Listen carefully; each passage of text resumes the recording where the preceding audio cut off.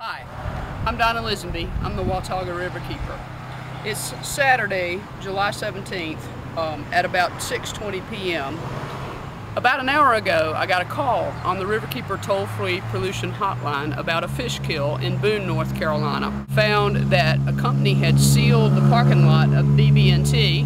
After we had a rainfall, a big rainfall, much of that sealant has washed off into the storm drains that went onto the creek below. You can see almost all the material here has run off the roadway, and it's gone in that direction towards those grates, to the storm drain and to other storm drain grates in the area. What you can see here is that much of the sealant has left the pavement. It's accumulated here in front of this grate, and indeed when you look down into the grate, you can see very thick, sludgy material.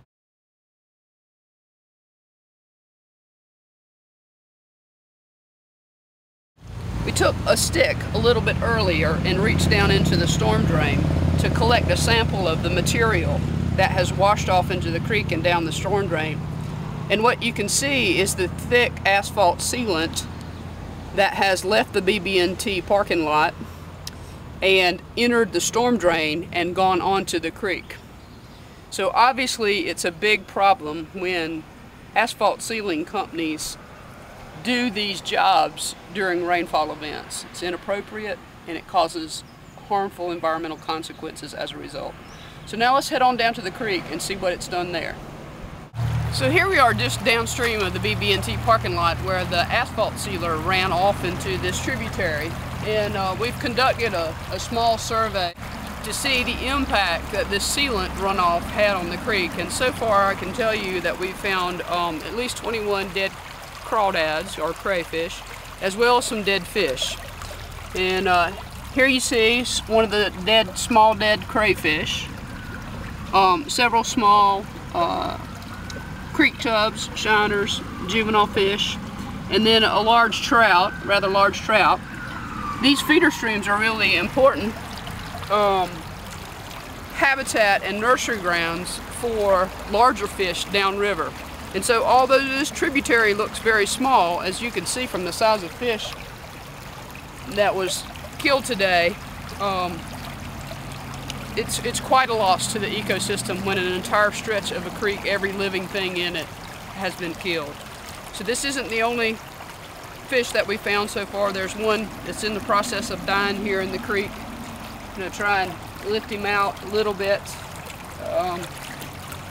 so you can see.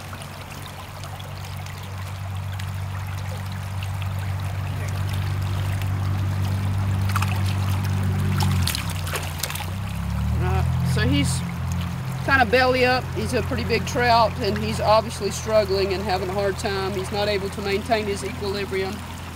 And just like this fish is doing now, most of the fish who were killed today in this tributary were washed downstream. And so most of the fish that were killed, we are not finding. We're only finding the ones that have died and were wedged between rocks, for example, like that fish was. He'll probably be dead shortly, unfortunately, and we just have to keep going downstream and to try and quantify just how far every living thing in this creek has been killed by this event today. In just a matter of minutes, it's all gone. It's a terrible tragedy. He's in the process of dying. Not much we can do for him. If we had a tank with an aerator, we could try and take him to another creek that's not been so foully polluted that it's killed every living thing in it. But we don't have a tank and an aerator with us, and so this guy is just left to struggle and try and live through this horrible pollution event that's destroyed his whole living environment, the health of it, and what he needs to live. You can see he's barely breathing. Holding in quietly. He's just struggling to breathe. His gill flaps are, just going back and forth. He's working really hard just to try and live. He'll probably won't make it through the night. There's a nice sized little trout in this tributary feeder stream.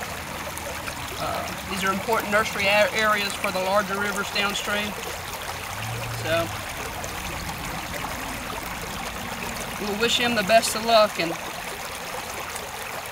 you know, apologize for mankind's stupidity and lack of regard for the natural environment that they would put asphalt sealer on a parking lot during a rainstorm.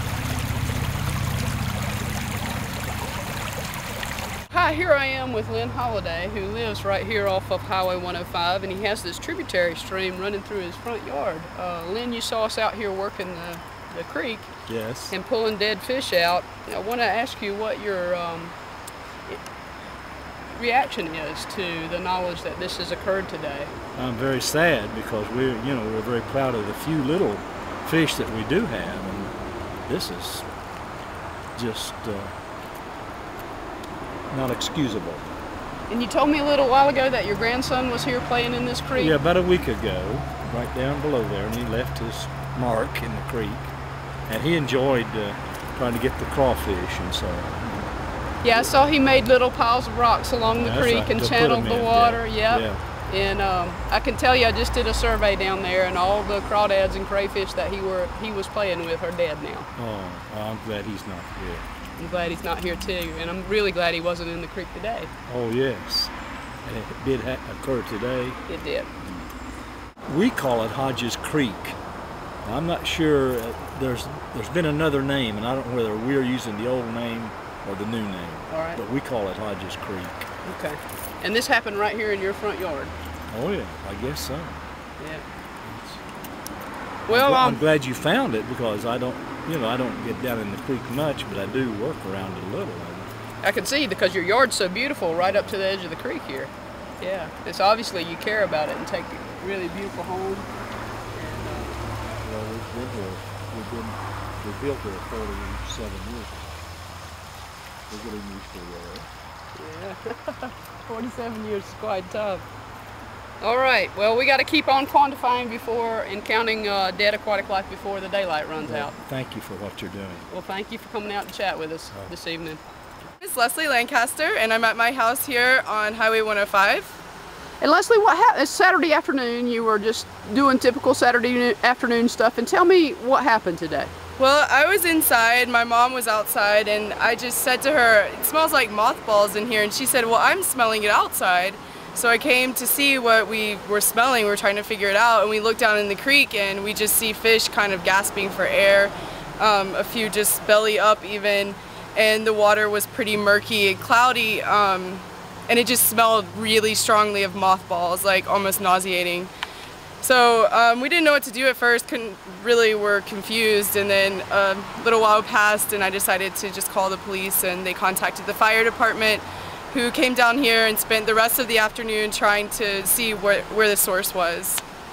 And did they come back and give you a report? They did. They told me it took a while because a lot of this river runs under the city itself, so they finally found out that it was coming from the BB&T parking lot up north on 105 towards Banner Elk. Here we are right below Leslie's house. That's Leslie and Nita in the tributary doing assessment here in the creek, Hodges Creek, and here you can see this is what we're finding as we walk up the tributaries is dead fish. And then as we move up here into the creek,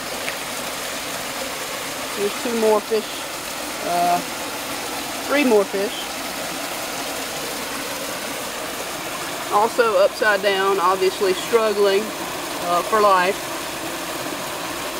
See if we can pick them up.